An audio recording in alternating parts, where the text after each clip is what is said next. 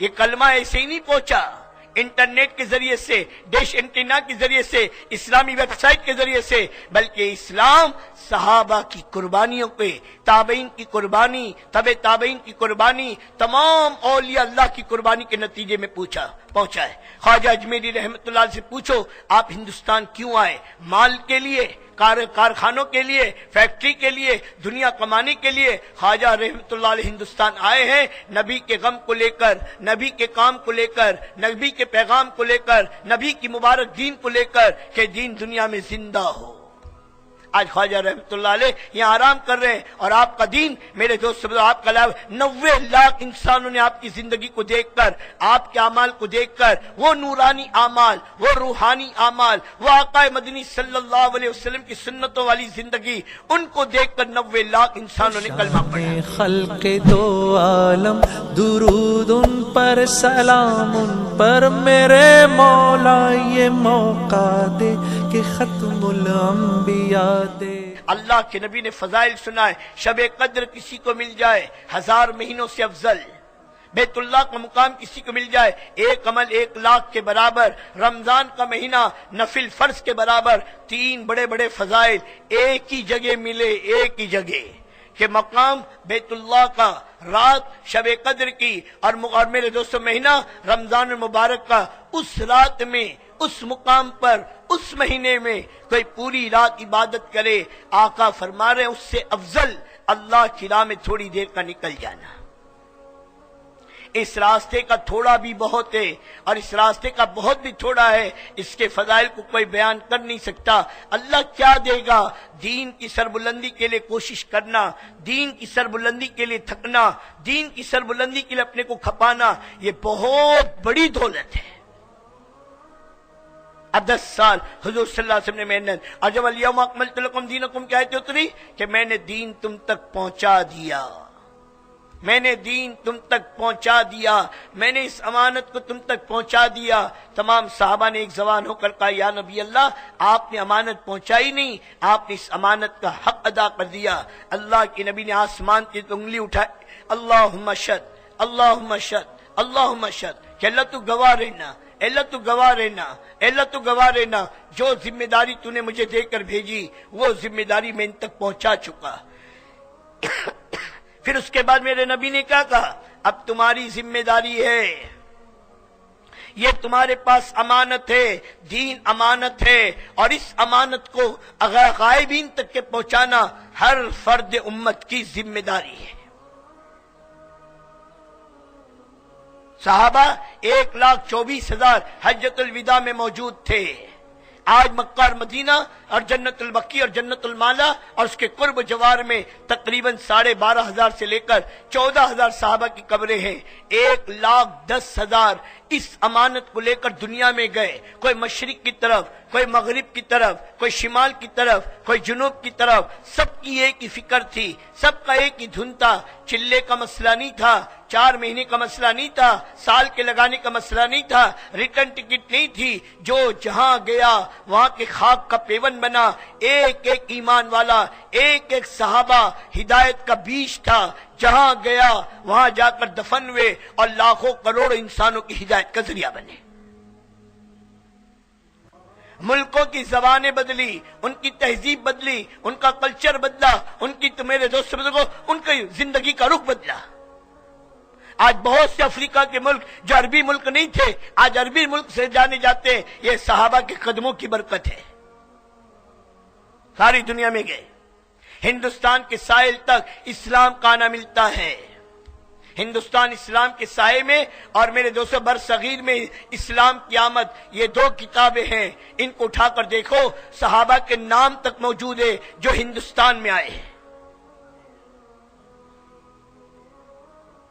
ساری دنیا میں یہ کلمہ ایسے ہی نہیں پہنچا انٹرنیٹ کے ذریعے سے، ڈش اینٹینا کے ذریعے سے، اسلامی ویب سائٹ کے ذریعے سے، بلکہ اسلام صحابہ کی قربانیوں پہ، تابعین کی قربانی، تبع تابعین کی قربانی، تمام اولیاء اللہ کی قربانی کے نتیجے میں پہنچا ہے۔ خواجہ اجمیری رحمت اللہ سے پوچھو آپ ہندوستان کیوں آئے؟ مال کے لیے، کارخانوں کے لیے، فیکٹری کے لیے، دنیا کمانے کے لیے خواجہ رحمت اللہ علیہ ہندوستان آئے ہیں، نبی کے غم کو لے کر، نبی کے کام کو لے کر، نبی کے پیغام کو لے کر، نبی کی مبارک دین کو لے کر کہ دین دنیا میں زندہ ہو۔ آج خواجہ رحمت اللہ علیہ یہاں آرام کر رہے ہیں، اور آپ کا دین میرے دوست آپ کا 90 لاکھ انسانوں نے آپ کی زندگی کو دیکھ کر، آپ کے اعمال کو دیکھ کر، وہ نورانی اعمال، وہ روحانی اعمال، وہ آقا مدنی صلی اللہ علیہ وسلم کی سنتوں والی زندگی، ان کو دیکھ کر 90 لاکھ انسانوں نے کلمہ پڑھا۔ اور آج جب محنت چھوٹ گئی، محنت کا رخ چھوٹ گیا، ہماری زندگی کو دیکھ کر میری اولاد دین پر آنے کو تیار نہیں، میری بیوی نماز پڑھنے کو تیار نہیں، میرے اعمال کو دیکھ کر گھر والے اعمال پر آنے کو تیار نہیں، امت اعمال پر کیسے آئے گی؟ کہ پوری امت کی ذمہ داری اور اس امانت کو لے کر صحابہ دنیا میں گئے اور اللہ کے کلمے کو بلند کیا۔ اس سے دین کی قیمت کا اندازہ لگاؤ۔ مدینہ چھوٹ سکتا ہے، مکہ چھوٹ سکتا ہے، حضور کی صحبت چھوٹ سکتی ہے، لیکن اللہ کے دین کا تقاضا قربان نہیں ہو سکتا۔ حضور پاک صلی اللہ علیہ وسلم حضرت معاذ کو یمن کی طرف روانہ کر رہے ہیں۔ معاذ گھوڑے پر سوار ہے، گھوڑے کی لگام اللہ کے نبی کے ہاتھ میں ہے، اور اللہ کے نبی پیدل چل رہے ہیں۔ ایک جملہ میرے نبی نے کہا جو کسی اور صحابہ کے لیے نہیں ہے، اے معاذ میں تم سے محبت کرتا ہوں، میرے ماں باپ تم پہ قربان۔ جس سے اللہ کا نبی محبت کرے، یہ نبی کا محبوب ہے، اور اللہ کے نبی اپنے سے رخصت کر رہے ہیں، یمن کی طرف بھیج رہے ہیں، اور کہہ رہے معاذ لوگوں کو خوبی کا عادی بنانا، لوگوں کو شوق دلانا، نفرت نہ دلانا، لوگوں کو محبت کرنا، زیادہ ہنسی سے اپنے آپ کو بچانا، یہ نصیحت کر رہے ہیں۔ اور آخر میں اللہ کے نبی نے ایک بات فرمائے، اے معاذ جب تم یمن سے لوٹ کر آؤ گے اپنے نبی کو زندہ نہیں پاؤ گے، نبی کی قبر کی زیارت کرو گے۔ معاذ کی چیخ نکل گئی، بے ساختہ رو پڑا، اللہ کے نبی نے بھی منہ پھیر لیا، آپ کی آنکھوں میں بھی آنسو آ گئے۔ معاذ کی جدائی کا شوق، معاذ کو نبی کی جدائی کا شوق ہے، لیکن اللہ کے نبی روانہ کر رہے معاذ اللہ کے دین کو لے کر جاؤ، دنیا میں بھیجا ہے۔ آخری وقت میں اسامہ جو میرے نبی کا محبوب ہے، میرے نبی کا محبوب، جس کے متعلق اللہ کے نبی نے فرمایا اگر اسامہ لڑکی ہوتی تو میں اس کی کنگھی کرتا، میں اس کی چوٹی کرتا، میں اس کے بال بناتا، میں اس کے ناز نخرے اٹھاتا۔ اسامہ زید بن حارثہ کا بیٹا، ام ایمن کا بیٹا، حضرت اسامہ رضی اللہ تعالی عنہ آخری وقت میں وصیت کرے اگر میرا انتقال رات کو ہو جائے صبح کا انتظار نہ کرنا، صبح ہو جائے تو رات کا انتظار نہ کرنا، اسامہ کے لشکر کو روانہ کرنا۔ آخری عمل کیا ہے میرے نبی کا؟ اپنے ہاتھ سے جھنڈا بنا کر اللہ کے نبی نے اسامہ کے ہاتھ میں دیا تھا اور کہا جاؤ اللہ کے دین کے کام کو لے کر۔ آج جو دین مسلمان اپنی زندگی میں اپنے 6 فٹ کے بدن پہ لانے کو تیار نہیں، یہ دین ہم تک کن قربانیوں کے ساتھ پہنچا ہے۔ پھر ابو بکر صدیق سے پوچھو دین کی قیمت۔ ابو بکر صدیق فرما رہے دین میں کمی آئے اور ابو بکر زندہ رہے یہ نہیں ہو سکتا۔ وہ حضور کے وصال کے بعد کے سخت ترین حال، اللہ پوری امت کی طرف سے ابو بکر صدیق کو جزائے خیر دے کہ پوری امت کو سنبھالا ہے اور پوری امت کو رخ پر ڈال کر گئے، اور قیامت تک کے آنے والے مسلمانوں کو بتایا نبی کے بعد بھی جب امت نبی والی ترتیب پر باقی رہے گی اللہ کی وہی مدد ہوگی جو نبی کے زمانے میں تھی۔ ہاں، نہ خود بیٹھا نہ کسی کو بیٹھنے دیے، 13 لشکر روانہ کیے اور 3 مرتبہ خود نے سفر کیا ہے۔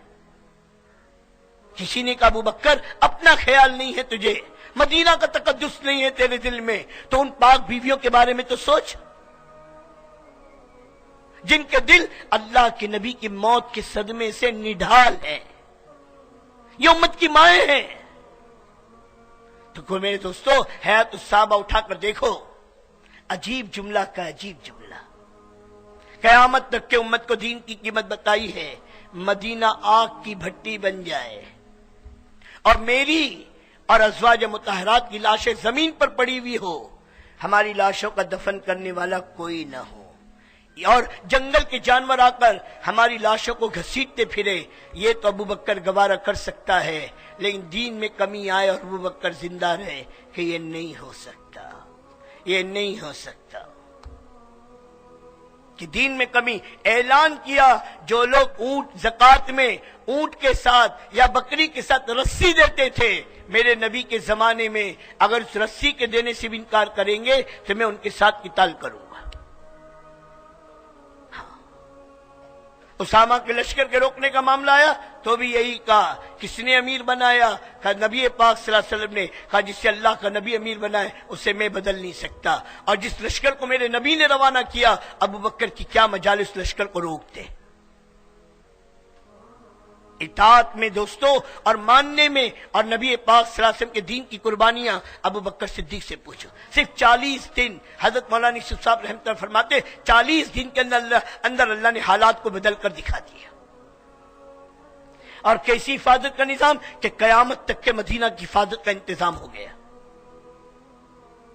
کہاں تو ہر کل 2 لاکھ کی فوج لے کر آ رہا تھا، اور کہاں تو مسیلمہ قذاب 70,000 کے لشکر کو لے کر آ رہا تھا، اور کہاں لوگوں میں میرے دوست ارتداد اور زکوٰۃ کے دینے کا انکار اور زکوٰۃ کی ترتیب کا انکار ہو چکا تھا. وہ سارے حالات ٹھیک ہو گئے اور امت پھر رخ پر آ گئی نبی والی ترتیب کی قربانی کی برکت سے. حضرت عمر رضی اللہ تعالیٰ نے کیا کہا بیت المقدس کے فتح کے موقع پر، جب ابو عبیدہ رضی اللہ تعالیٰ نے کہا کہ کپڑے بدل لیجئے، بہت میلے اور گندے کپڑے ہیں، اور سواری یا اونٹ کی سواری معیوب سمجھی جاتی ہے، ہم نے عربی گھوڑا تیار رکھ کیا ہے، آپ اس پر سوار ہو جائیں کہ لوگوں کو مسلمانوں کا امیر نظر آئے. امیر روایتوں میں آتا ہے کہ آپ نے کپڑے بدلے اور گھوڑے پر سوار ہوئے. فوراً دل میں آیا عمر اب تو امیر نظر آتا ہے. فوراً نیچے اترے، لا میرا وہی کپڑا، لا میری وہی سواری. اسی کپڑے کو پہنا، وہی سواری پر بیٹھے، اور زمین سے کنکریاں اٹھا کر کہا اے ابو عبیدہ اگر اس بات کا ڈر نہ ہوتا میرے بعد حجت بنے گی، ورنہ اس کنکریوں سے تیری خبر لیتا. پھر اس کے بعد جو تاریخی جملہ کہا ہے قیامت تک کی کتابوں میں محفوظ ہے، اے ابو عبیدہ کان کھول کر سن لے، ہمیں جو کچھ عزت ملی ہے اس دین کی وجہ سے عزت ملی ہے. اس دین سے ہٹ کر جو اپنی عزت کو تلاش کرے گا وہ ذلیل و ناکام ہوگا. آج کپڑوں میں عزت تلاش ہو رہی ہے، آج مکانوں میں عزت تلاش ہو رہی ہے. صاحب بڑا مکان ہے، بڑا بنگلہ بنا ہے، یہ بنگلے عزت کے لیے ہے، یہ مکان عزت کے لیے، یہ کپڑے عزت کے لیے. اگر یہ کپڑے مکان عزتوں کے لیے ہوتے آج بے ایمانوں کے پاس ہم سے زیادہ ہے. کہ عزت والے ہیں، گاڑیوں میں عزت، عہدوں میں عزت، کرسیوں میں عزت. کہاں چلے گئے دوستو؟ اللہ اور عمر کہہ رہا ہے کہ جو کچھ ہمیں عزت ملی ہے وہ اس دین کی وجہ سے ملی ہے. اس دین سے ہٹ کر جو اپنی عزت کو تلاش کرے گا وہ ذلیل و ناکام ہوگا. دوستو اتنا بڑا مبارک دین جو بڑی قربانیوں کے بعد بڑی مشقت ہوا، کتنی عورتیں بیوہ ہوئی، کتنے بچے یتیم ہوئے، کتنے جوانوں کی جوانیاں لگی، کتنے بوڑھوں کا بڑھاپا لگا، کتنوں کی زندگیاں کھپی. وہ ابو ایوب انصاری رضی اللہ تعالیٰ عنہ 94 سال کی عمر میں نکل رہے، بچوں کو وصیت کر رہے جب تک میں زندہ ہوں مجھے اپنے ساتھ لے کر چلنا، میں مر جاؤں میرے جنازے کو سواری سے باندھ دینا اور میرے جنازے کو لے کر چلنا، اور جہاں تمہارا آخری پڑاؤ ہو وہاں میرے جنازے کو دفن کرنا. کل قیامت میں اللہ مجھ سے پوچھے اے ابو ایوب انصاری تو نے میرے دین کے لیے کیا کیا؟ میں کہوں گا جب تک زندہ تھا تیری راہ میں چلا، مرنے کے بعد میرا جنازہ بھی تیری راہ میں چلا، اور آج استنبول قسطنطنیہ کے دامن میں جا کر دفن ہے. وہ امام الانبیاء کا میزبان آج میرے دوستو ترکیوں کا مہمان ہے.